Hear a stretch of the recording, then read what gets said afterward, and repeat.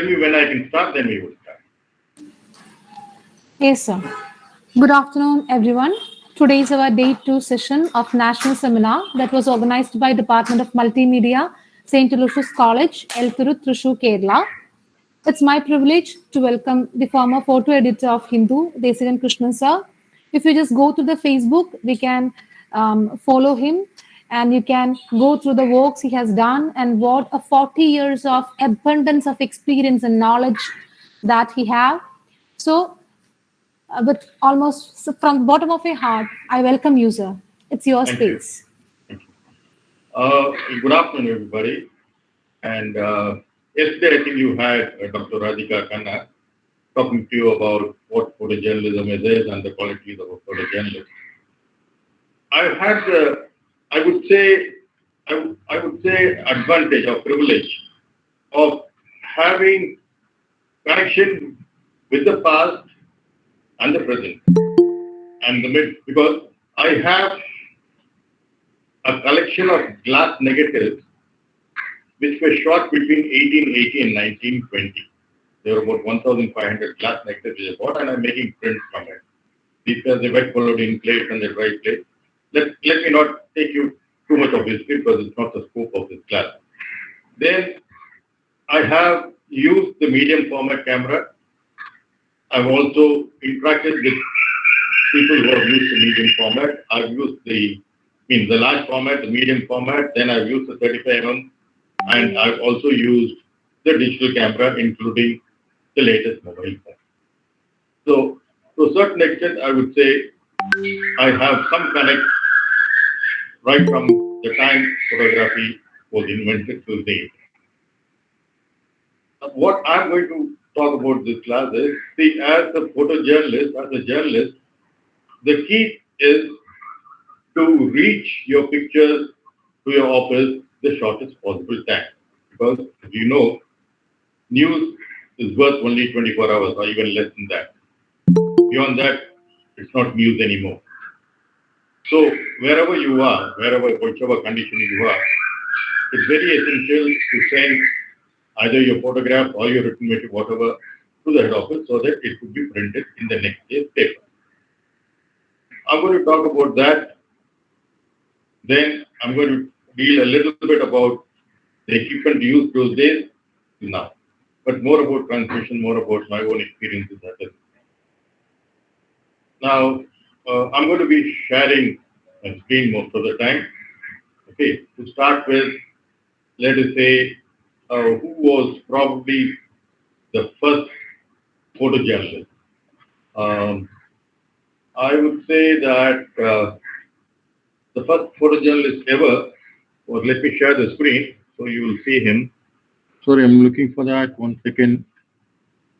One second, I'm sorry. Sir, is everything okay? Yeah, it's okay. I'm just... the screen. Are you able to see the screen? No, sir, no. The screen is not shared.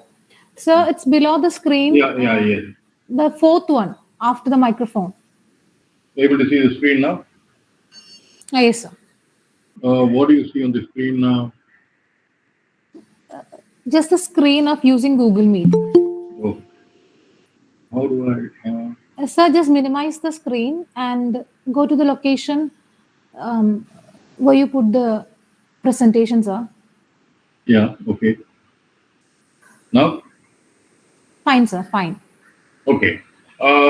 This is probably the first photojournalist, Robert Fenton. He covered the Crimean War and he used what was known as a wet collodion plate, where the photographer himself had to coat the plate, dry, and shoot before it dried. He used to have a cart like this for carrying his equipment, and he went with a team.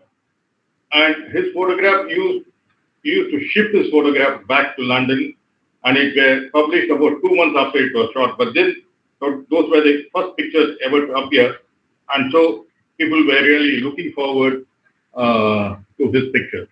That was between 1854-55 when the war was fought between England and Russia and other countries.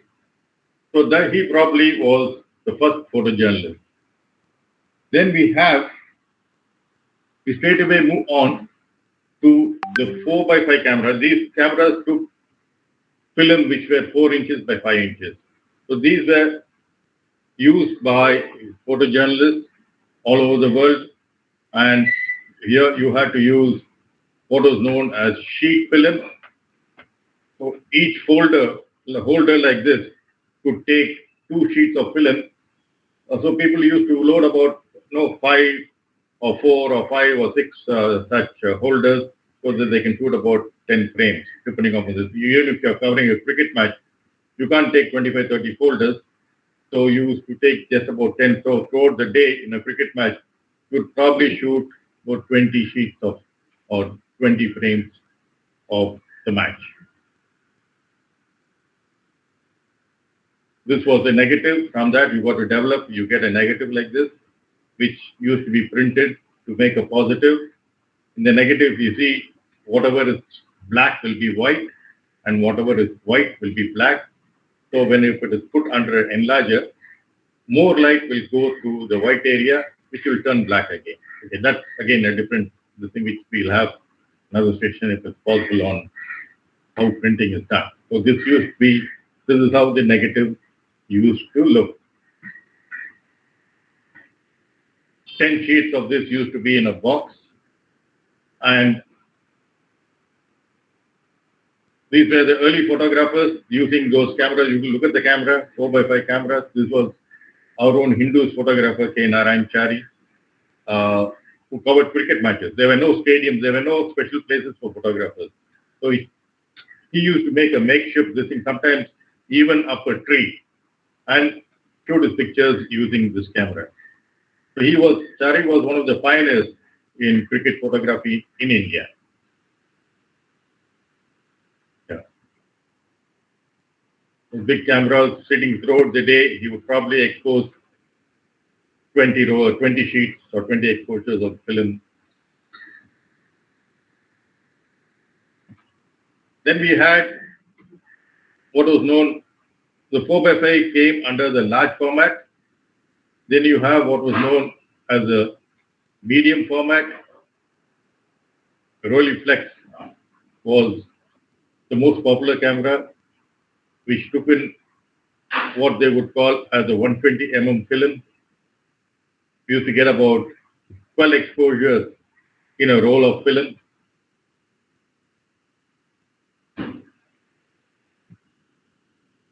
Rolleiflex attached to a flash. It's a flash bulb. So after each exposure, you have to take the bulb out, put in a new bulb. These are the very early photojournalists. The 120 mm roll film. I'll show you this thing. I have a roll film with you after the screen share. Probably I would show you the film and how it is loaded in the tanks and other things like that.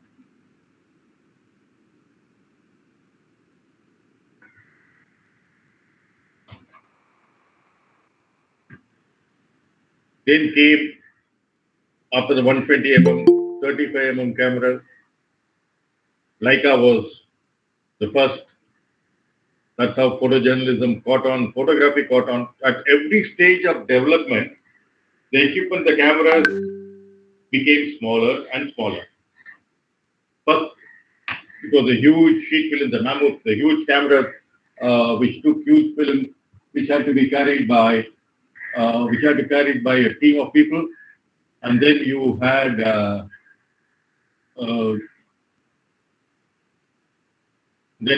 the smaller 4x5 cameras. Then you had the 120 mm. Now the 35. Now, of course, you have the mobile phone, which is much smaller. So this was the Leica, and at every stage of development, the number of photographs that were taken increased. The number of photographers increased. Lot more. Then hobby photographers came in, apart from the professionals, because equipment was very easy to carry. So hobby photography started, especially probably after the 120 camera, more after the 35 mm camera.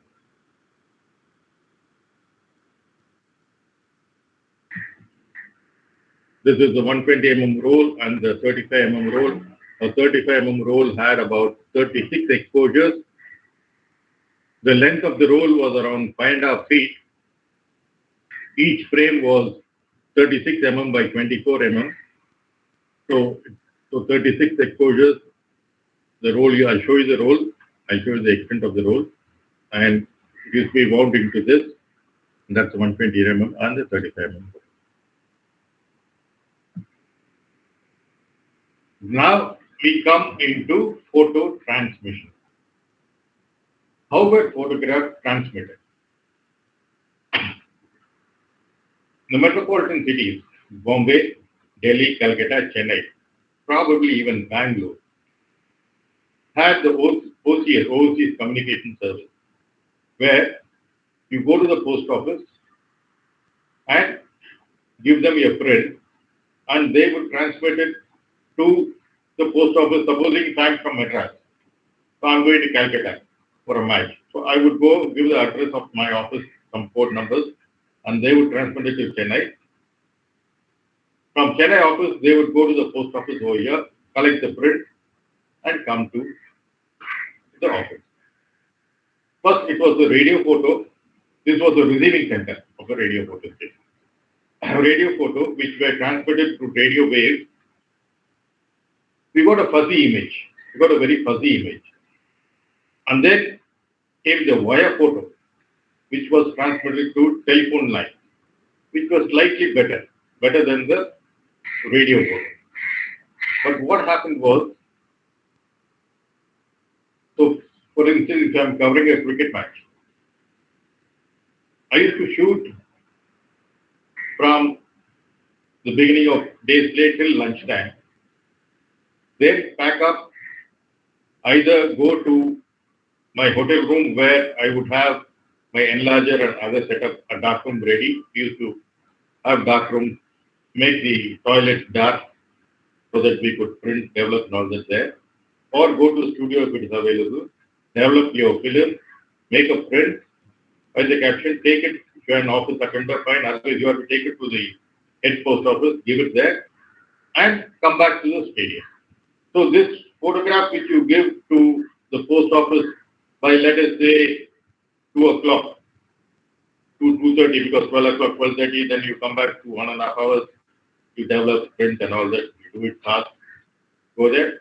It will come to Chennai. Chennai office would probably get it by about 8:30 in the night. And that would go in for the first edition, because normally all newspapers have 2 editions. One edition which they would send to other districts, and the second one would be the city edition. The first edition used to be printed at about 11:30. So we had to catch the deadline for the first edition. So whatever happened till lunch, the most important thing, one photograph, we could send probably one picture or maximum 2 pictures, not more than that. Send it to the head office, send it to the OCS, go take it to the post office, and they would send it here. So we missed the matches between lunch and tea. And then go back to the ground. So after tea, you start shooting. There's something very interesting. Then for the later edition, again, the same process is repeated. We would go to the studio or to our own room where we have set up a dark room and take it again to the post office and all that. So the second bridge, which would reach the post office by about 6 o'clock or 6:30 in the evening, the office would get it by about 11 o'clock in the night. And then they would may use it for the later edition. This was the method which we followed those days. And in places where this service was not available, for example, let me say if I'm coming to Trichy to cover a match, Trichy will not have these headquarters, will not have this facility.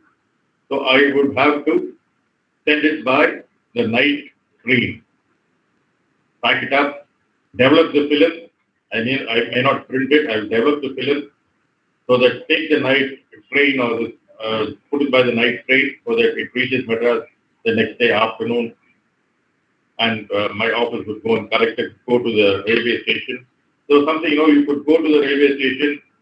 There was something known as a railway mail service. And then you got to give it on time. If you're late by something, you have to pay some excess fee. They will put it on the train. So railway mail service would carry it. My office would go to the railway mail office and collect that roll of film, the developed roll of film. We never used to send undeveloped film because somebody would open it and everything will get exposed. So we used to develop the film, write the captions and send it to Chennai. Chennai will make a print and use it one day late.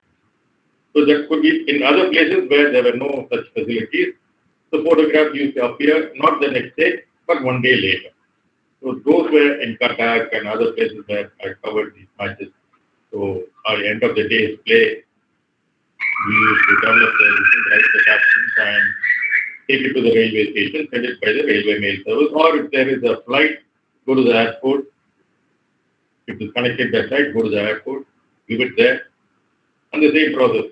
Somebody from Hindu would go to the airport or to the station and collect the film. Or we used to, if it is a flight, sometimes we used to request the passengers. Those days, security was not all that, it's not like what it is now. Any passenger would apply. We used to go to them, are you going to Chennai? They say, yes, can you take it? Somebody will come collect it from you at the airport. So then we would connect both of them, or we give his residence number, they'll go to the house and collect it, whatever method. That's how we used to send photographs across to the head office those days. It is by the OCS or either by train or by flight. But later on, we had what was known as photo transmitter. AP had the first photo transmitter. This was a photo transmitter box where we could send photographs directly to our office. And it was much, much, much clearer, very clear pictures. This was called a photo transmitter. And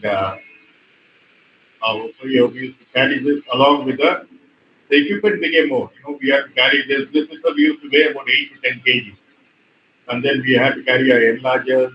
Then we had to carry a developing tank. Then we used to carry chemicals, papers, everything apart from a photographic equipment. So this was the first generation, the thing where we could send color or black and white pictures. This could send even color and black and white. Hindu had one which could send only black and white. AP one could send color and black and white. This is the box. And then you open the box. This is it. You have to put in your print over here. You write your captions there. And then there is a color coding there. You use a sticker which you have to stick on the picture. Yellow, magenta, and cyan. Color coding to get the correct color. And we have to connect it to a telephone line, the STD telephone line, direct line, not a trunk call. I don't know whether any of you have heard of a trunk call. In some places, the direct connection is not available. So we have to go to the telephone exchange. And that is another story. That's a long story. And how let me not get into that. But we used to connect it to a telephone, and through the telephone line, these pictures used to go to wherever it came from the Hindu, it will go to the Hindu will receive it. And if it is AP would receive it. If it is Indian Express, they would receive it. It's a direct connection link between the transmitter and the head office. It used to take around 7 minutes to send a black and white picture. 7 minutes of STD time, telephone time to send a black and white picture. If it is color, it would take around 20 times 21 plus everything around 25 to 30 minutes to send a color photograph to this. Small side story I'd like to tell you is when Rajiv Gandhi died, I was working with the Associated Press. Those days, ST calls were pretty expensive. A minute used to cost us something like 15, 20 rupees. That is local. International calls will be about 100 rupees a minute, 150 rupees a minute. And here when Rajiv Gandhi died, that was the day my dad also died. He was saying so I was on the move trying to send pictures. I missed it. I didn't go to see Paramdu because the hospital. I got a picture. Then I sent 2 pictures to AP. I told them that I'm going out to get more photographs. So let me disconnect the line. They said, no, You keep the line going because those days, especially in crisis like this, it's very, very difficult to get a connection line. So they kept the connection on for nearly 2-3 hours. The STD line, which cost about 150, 200 rupees a minute, they kept it on for a period of nearly 4 hours. They didn't disconnect so that I could come back, collect the picture, develop whatever it is, make prints, and then send. So that is the importance they gave to that incident. They didn't. The cost was not a criteria. So this was again the AP's transmitter, where you have to write your caption with the color coding and transmit it. Again, connect it to the telephone and send it. Then we had the next generation. This was how the box in which it came. This is the box we had to carry, where the transmitter was there. Then life became a little easy because we didn't have to carry the enlarger. This was a negative transmitter. So we didn't have to make a print. We could just make a negative. This is the open box. We could just develop the film and so the scanner inside. You scan, give the instruction, write the caption. There's a keyboard there. Connect it to your telephone and send it. So this was the next generation time. First we had the radio photo, then we had the wire photo, and then we had the print transmitter, and now the negative transmitter. Am I audible? You're able to? I'm not. Yes, sir. Yes, sir. Okay, fine. These are the developing tanks where we load in the film. This is a 120 mm for 120 film. You need a dark room. I'll show you the dark bag, everything, once my screen, this thing is over. We used to load the film into this in dark, put it inside the tank. This is called the tank, and then close it. Once it is closed, it is light proof. Then the developing can be done in daylight. This is a 35 mm tank. This is a spiral, 35 mm spiral, 35 mm tank.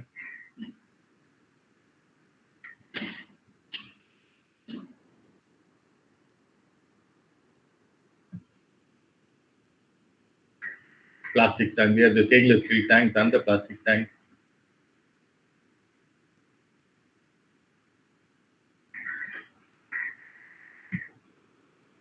Once it is closed, it is light proof. Even the white cap can be taken off. The white cap is taken off to pour in their chemicals. The developer, the war fixer, the hypo, and then the water and all that, stop bath and the white. We take out the white, this thing, pour in the liquid and pour it out. This is a typical 35 mm film. A 35 mm film has, I told you, 36 exposures. This is the enlarger, where you put in the negative there, you get the image on the easel board, you make a print, it will be a negative image.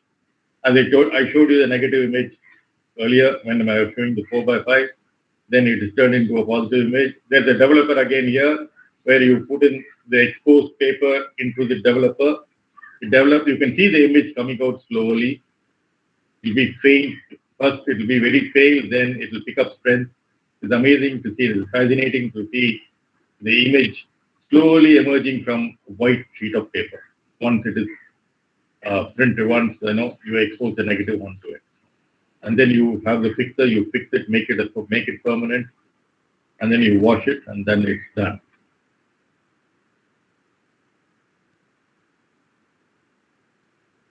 These are some photographs I would like to show. Those days, we never had either motor drive meaning where you just press the shutter release button, the camera goes on shooting. Okay. Nor did we have autofocus. We had to focus manually. Every frame everything will have to be focused. And you see this picture, I have it, first of all, can you recognize who it is? who's the bowler? One of the very famous West Indian fast bowler. Any answers? He was part of the West Indian fearsome four.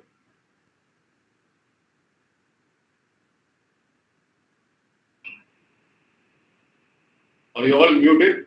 Anybody who knows the answer can unmute and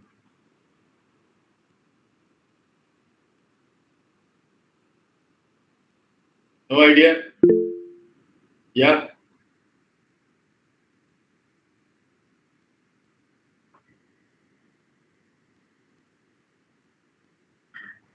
That is Andy Roberts.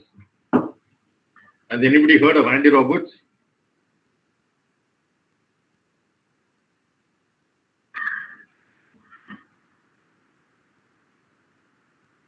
Okay. And these, am I audible because I'm not getting any response? Yes, sir, you're audible. Okay. Yes, sir. Okay. Right. Now, these type of a photograph, I wouldn't say easy, but I would say it is not difficult either. The batsman is Krishnan Srikanth. It's not difficult either because cricket photography, you need a high level of concentration. If you concentrate enough, you will be able to get these shots. Anticipation is what is required. Because I'll tell you, after covering a couple of games, see, a lot of people ask me whether I would be shooting every ball. No. No. We would take 90 overs, 90 into 6 is 540 deliveries. We would not be shooting 540. Where are we going to develop all that? Remember, those are film days. Maximum we would shoot is probably 36, one roll of film throughout the day. Because we'll have to come back and develop. Or maybe 2 rolls maximum. That's it. Not more than that. Here, unless you will have to look through the viewfinder, look through the camera, every delivery. That is the must. It gets closely, but you will be able to identify or tell whether the deflection is of the bat or of the pad. Because of the pad, you will not shoot. You will not waste a frame. You will know it. If it is a slick, you will know it. You have an intuition. You build up a system. So we will not be shooting everywhere. If something happens, we would shoot. Sometimes, of course, very close calls, we would shoot. We'll say we will not take it into account. But like before, the bowler will appeal, but we may not be shooting because we are sure it's not out. So this is anti-open, and so if you concentrate enough, these are all shot with the 35mm camera, single frame. Okay. Now, one more thing, whether you're shooting with a motor wind or this thing, the first, of course, motor wind is very, very useful for certain this thing, but things like that, the first frame if you shoot with will always be right. If you know when to press the shutter release button. There's always a time lag between the time. You got to be. Supposing if I had shot this, when I saw the stump in the air, by the time I completed the thing, the stump would have been on the ground. So I took the frame just when the ball was going to hit the stump. That's all I got the stumps in there. But that amount of anticipation, it is to you right now. If I'm talking like that, it may sound very difficult, but it is not. Once you get the hang of it, once you cover 1 or 2 matches, you will get the hang of it.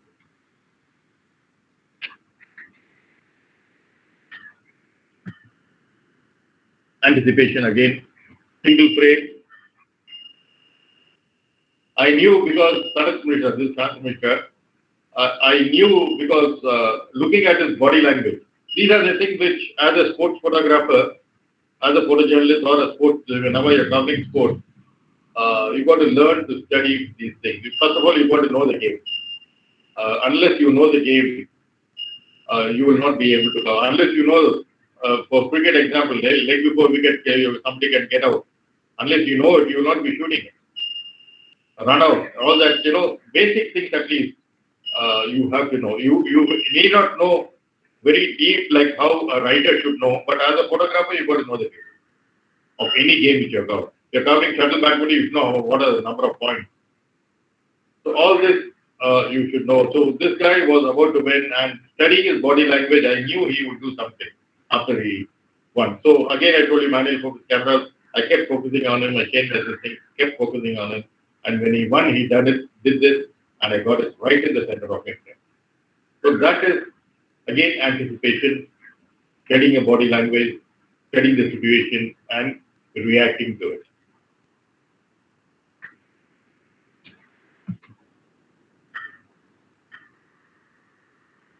This was another, again, anticipated picture. This was Azim Ismail. He later went on to play for India. He was one of the bad boys, Britannia Amateur Tennis. They're having an academy in Chennai. It was not any major match, it was just one of the age group under 14, under 15 tennis matches. It is not necessary again that you have to cover some international match to get good pictures. Good pictures are there even in your local football match, local hockey match or athletic meet. You can get good pictures anywhere. It is not necessary that you have to cover an international or a national event to get good photographs. Okay. This is again an age group match, under 14. And I knew he would do something because when I went in there, I'm telling you all these stories so that, when you're in the situation, you could also react like that. You could also know what to do. So when I went to cover the match, I saw the day's program. Then Azim Ismail was playing to play as somebody else. So I knew that would be a good match because he was one of his favorite players. And I went in to the court. There were about 6 or 7 matches, tennis matches, there will be matches all over. So I selected his court and went there. And he was not doing well. He wanted me to move. I said no. Because I was well within the area marked for photographers. And he hit some balls at me, wantedly, just like that. So he thought he would stand me off, but I stood my ground. And I knew he would do something. After he missed a shot, he turned around and did this. I had him properly focused right in the center of his frame and I got the picture. Normally, he used only the winner's photograph in the paper. He lost the match day, but yet I convinced my sports editor to use this photograph. So this was used the next day. So these are the things which you have to anticipate, be ready to shoot when it happens, whenever it's not only for sports, it could be for politics, it could be for something else also. It's not only for sports. I'm showing you sports because all you people will be interested in seeing a lot of sports pictures.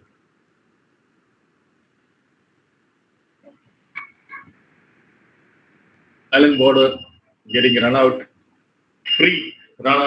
a free picture. Dilip Doshi, they hit the Graham Yalov, hit the bowler's hand and dislodge the bails at the runner's hand. And Alan Border is just inches off the crease. Let's see. There.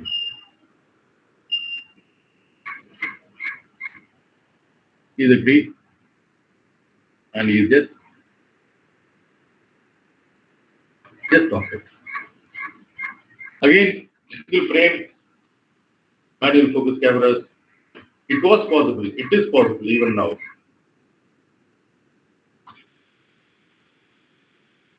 In fact, this was my first sports picture for the Indians.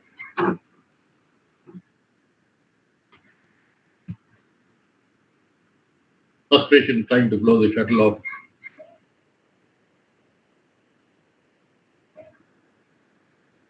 Prakash normally does not show any emotion on the field, but this is one where he showed.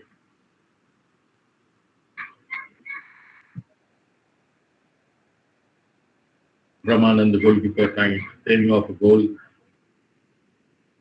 These are all possible with single frame camera, single this thing. Only this thing, you need to concentrate, and you've got to know the game.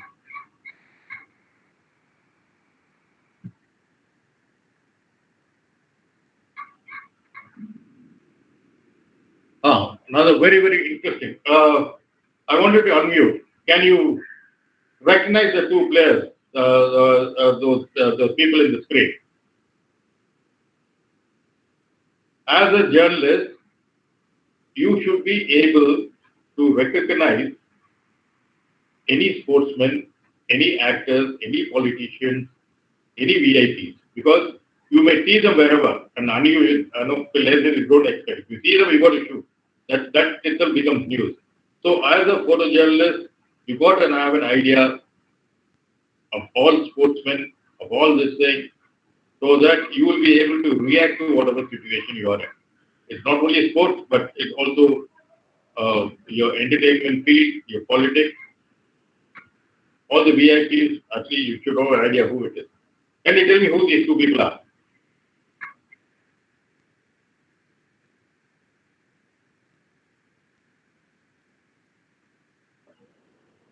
Hello? Sir? Yes, Yeah. sir. Pardon? I will not be able to read if you type, you got to speak.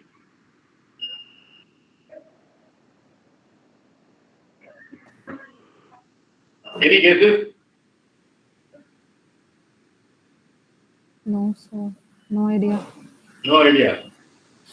The man on the right is Sunil Gavaskar. Oh my God. And the other person is also connected with cricket. He was one of earlier. He's not Sunil Gavaskar's grandfather or father. Other person is Vijay Merchant, who was one of the earlier Indian captains. I saw them at Pune. Sunil Gavaskar is a favorite, is very fond of Prakash Padukone. He follows Prakash. So Prakash is playing a match over there in Pune. So Gavaskar come all the way from Bombay to watch Prakash. So I was sitting at the other end. I saw Gavaskar. Then that's what I tell you. You got to have an idea. The reason I'm putting up this picture and explaining this is so that the importance of having an idea of who's who, the celebrities, who's who.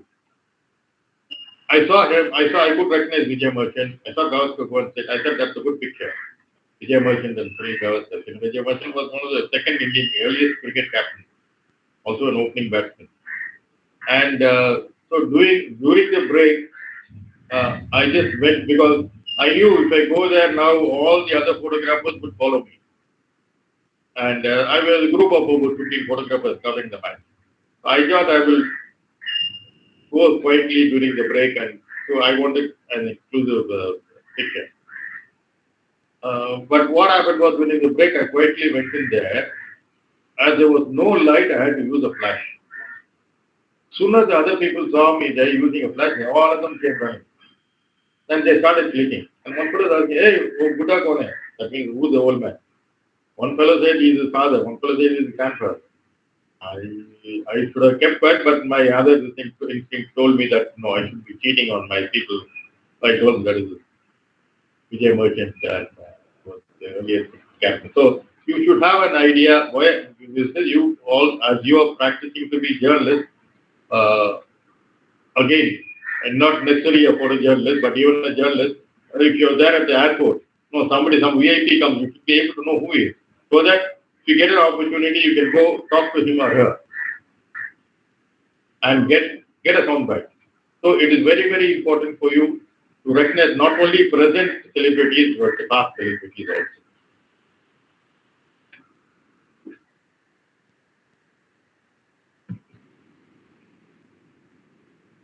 Single frame catches from the top angle.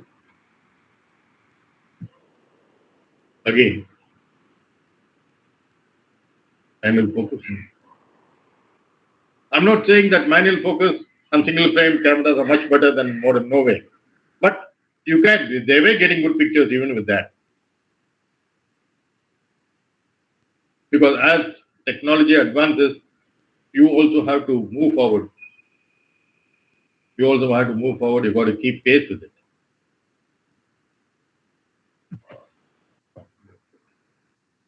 Right, now, let me not share the screen. I'll show you some practical things. How do I stop sharing the screen? I just close this.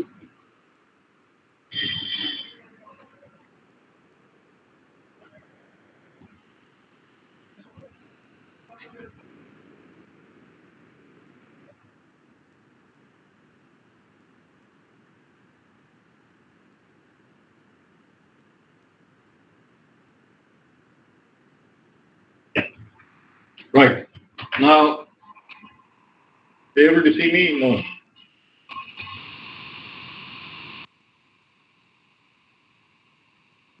Okay. Now, this is the roll of 35 film. Okay, let's move back. So this is what we loaded on. This is a dark bag. If we have, it has got a hole for put your hands in and close it, and you load the film into the spiral using this. This is 120 mm size. Yeah. Yeah. Right. Okay. This is the. Oh, sorry, I was. This is the dark bag which you use to the thing. Once you put the film into the reel, put it inside the tank. After you put it inside the tank, you close the lid. Close the lid. Now everything can be done in daylight. So you need the dark bag only to put the film in. And then you have this is the 120 mm roll. Take it out.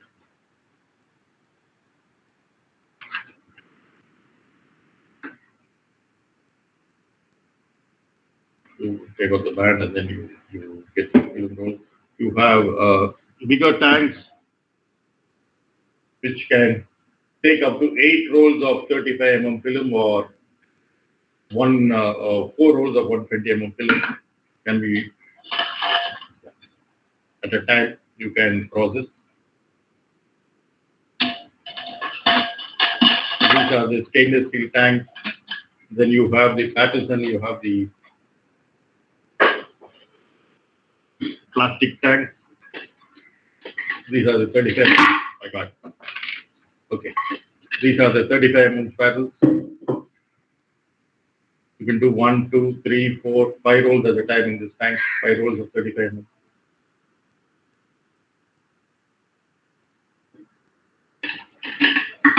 Put it in and close it, and then everything. You need the dark bag only to put the film, load the film into the spiral.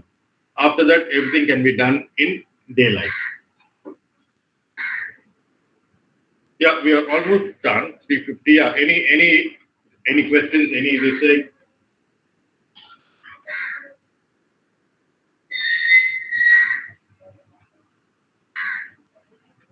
Students, you are free to ask any questions.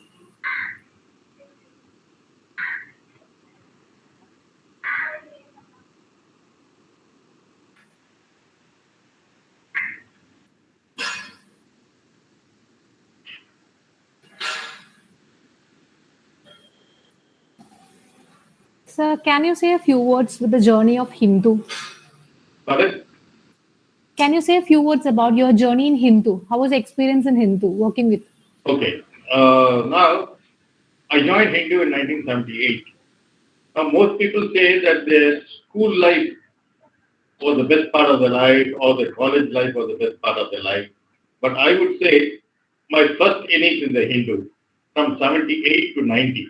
I was in the Hindu in two this thing. I was there as a photographer from 78 to 90. That was probably the best part of my life because I traveled, I interacted with sportsmen, politicians, like from those days, Sunil Gavaskar, Kapil Dev, all those big names, they were almost on first name basis with them. And I had my own money to spend. And traveled extensively. In fact, I've done a lot of tribal stories. In the Northeast, I've been once to Nagaland where I was there for around 45 days, continuously documenting the life of Nagas. I've been several times to Orissa. I've been even to your Cholanaikan, Calicut. And I've done a lot of tribal stories. I've done a lot of sports. In fact, you see, I covered almost every game at the national or international level, including the Olympics, 2 Cricket World Cups, 2 Asian Games. So that was probably the best part of my life where I never had time to do anything else. I was always on the move. I always traveling. I used to travel 8 to 10 months in a year. And that gave me a lot of friends all over the country. I still interact with them.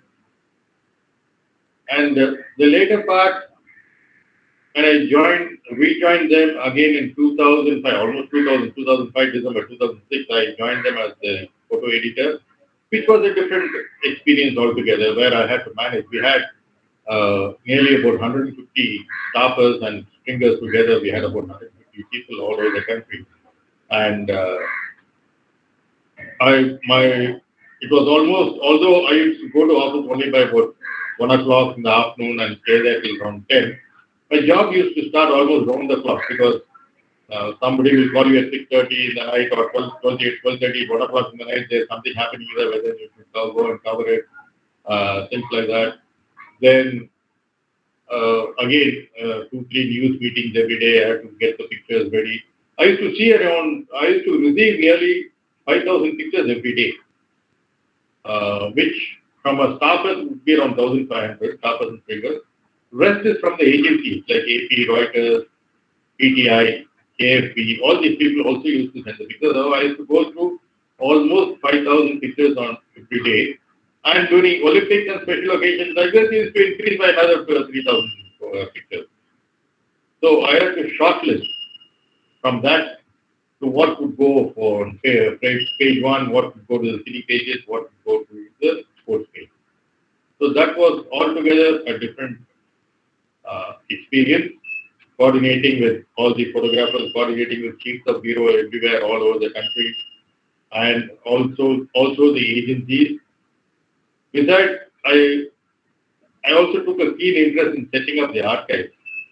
We had about 1.5 million negatives in the Hindu. So I played a key role in establishing a team of people who would scan and digitize those images.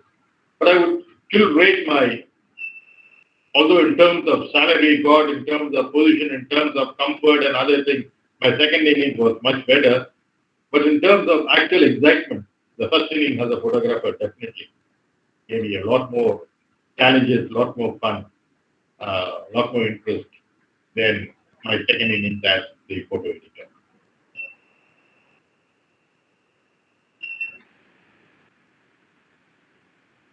Okay, sir, one more question. What is your least favorite story that you have covered? What is it? Least favorite story. Least favorite? Yeah. See, I never liked covering this for a political function. Because you have to go, wait for these people to come around and all that, somehow, never go. I prefer to do sports, I prefer to do features, I prefer to do things like that, other than going and shooting, some people pressing a button to inaugurate something and all that. So that was the dull part and that was one of the reasons why probably I quit journalism in 1990, saying that, this is not my cup of tea, going after covering political meetings and things like that. But every this thing you do, whatever photograph, see, that's where journalism is. I would have just come back after covering the Olympics or something. Next day, as soon as I come back, the same day, a chief photographer would ask me to go cover some overflowing gutter, which is overflowing sewage. I cannot say that I have just come back from Olympics. Why are you giving me that? I have to do that assignment also with the same interest, the same dedication, with the same mistake of covering the Olympics. Because, as it says, you are the eye of the people. Now, all our readers cannot go to, let us say, Krompet, or let us say, Trishur, to go and see what the overflowing gutter there is. So, you are the eye of the people, and you have to take them there. That's the slogan of the photojournalist. You are the eyes of the people, and you have to take them there. You got to take them there through your pictures. It could not be, it need not necessarily be sports. As I told you, it could be something like a civic problem. It could be a political issue. It could be anything. It could be stone throwing. It could be a riot. So people are not in the position to go there and see it. So you have to visually show them what it is, either through one photograph or a series of pictures.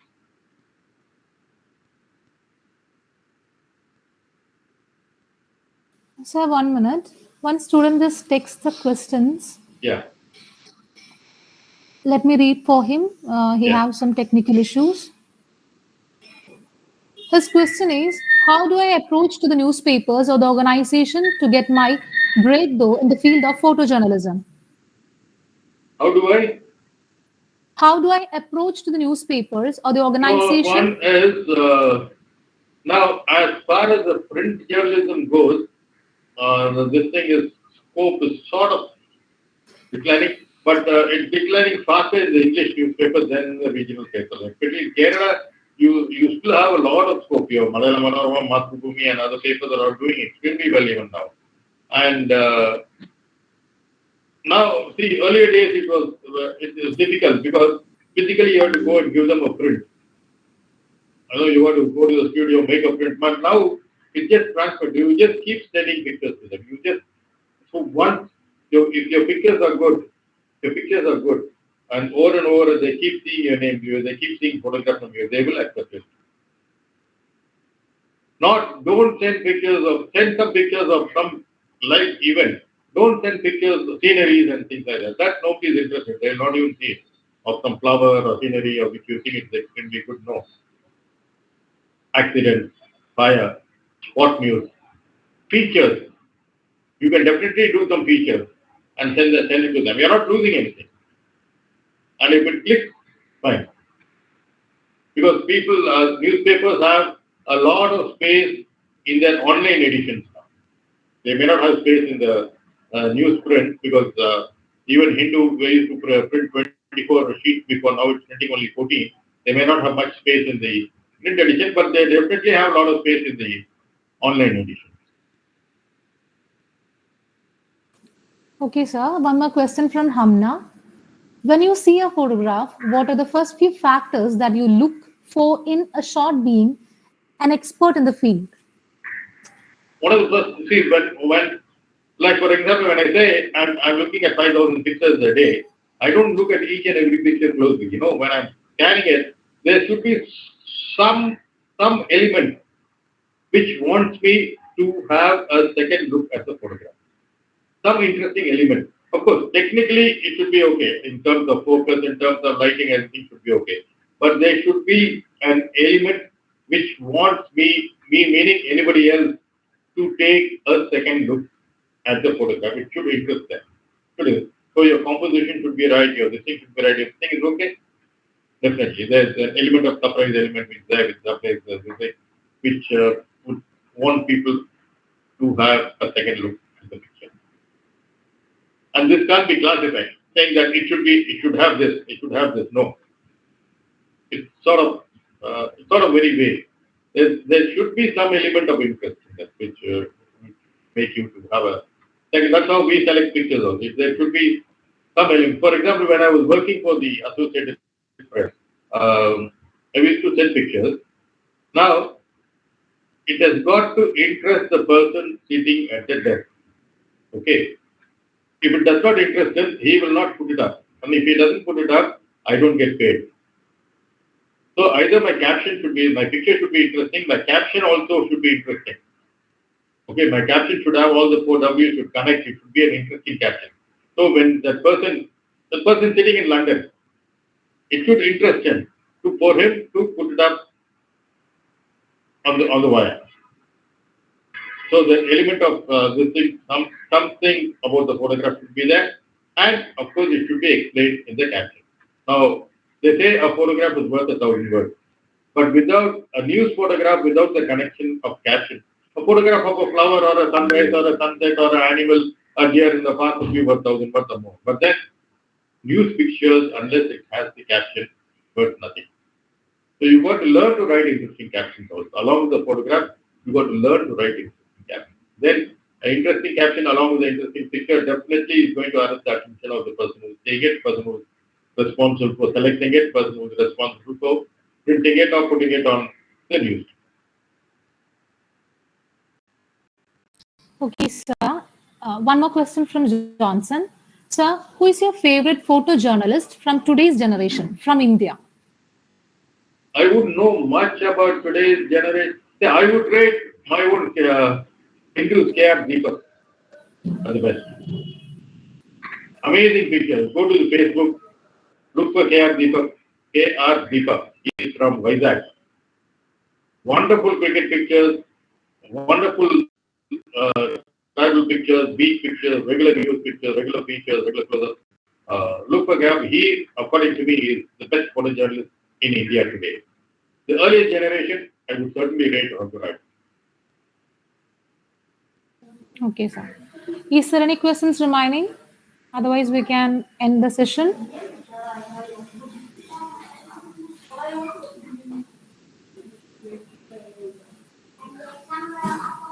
Okay, sir. Thank you so much. It was such an impressive session.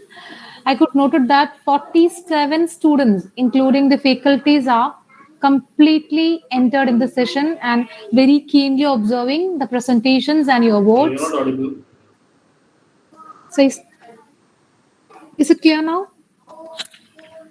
Hello? I'm Ma'am, not you're able to audible to hear. us.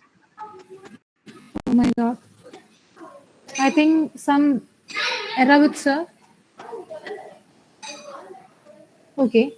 Let me invite the faculty, Department of Multimedia, Ms. Vaishnavi Sagar, to deliver vote of thanks. Vaishnavi, please. Good afternoon, everyone. Am I audible right now? Yes, You can hear me, sir. right? Can you hear her?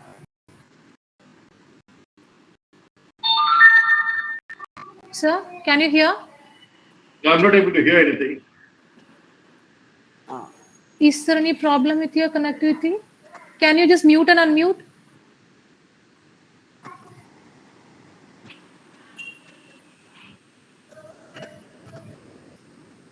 I don't know what happened. Sir, I think, sir, can you see the chat box?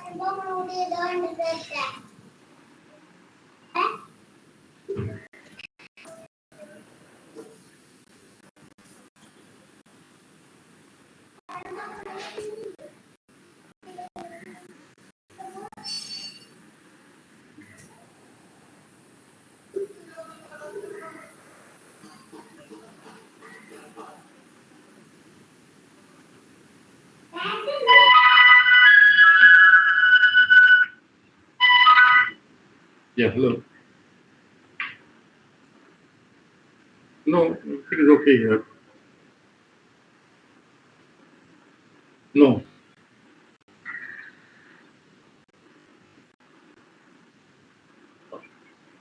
I'm not able to. So 1 second, let me check.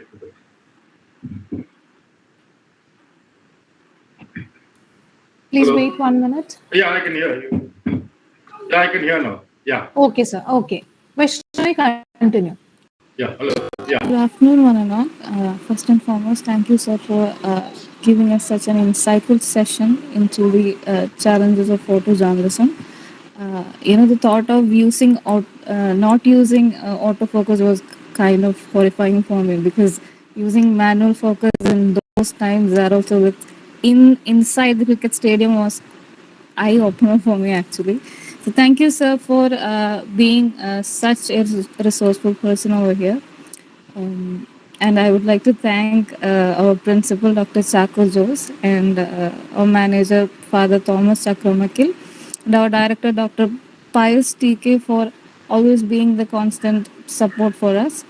And I also thank the Department of Multimedia, Ms. Sandra Francis and Biju Warid for organizing such a webinar in this time. And I also thank all the participants and the students who made it more lively. Thank you and have a great evening. I would like to add something after you finish because, shall I? Yes, sir. Yes, sir. Okay. Now, I'm not against using autofocus, no way. Now, in fact, those days autofocus was not available. No, whatever this thing was there, we used and we got it. Now, autofocus, nowadays the lenses which come with the camera, they perform better with autofocus than manual focus. because the fly is not there. And also, autofocus and auto exposures, you should know the basics. You should know how to control it. Okay. What I'm trying to tell you, you've got to study the basics. You should know what is happening inside the camera. But autofocus, very, very useful now. Not perfect as I say, because it lets you concentrate, especially in news photography, it lets you concentrate on the subject. You don't have to bother about focus, you don't have to bother about, you go to aperture priority or shutter priority, don't go to the program mode. It helps you concentrate on the subject. And only the thing is, at the back of your mind, you should know what is how your picture will appear when you're on f5.6 or 8 or 12 or whatever. Okay, that basic, if you know, yes, shutter priority or aperture priority mode, good enough. Autofocus, in fact, the modern lenses function better in autofocus than in manual. Thank you, sir. Okay, sir. So thanks a lot for all of you. So we can meet tomorrow, the last session. Have a nice day. Thank you, sir. Thank you so much. Thank you. Thank you. Thanks a lot, everybody. Thank you. Thank you, sir. Thank you, sir. Thank you, sir. Thank you.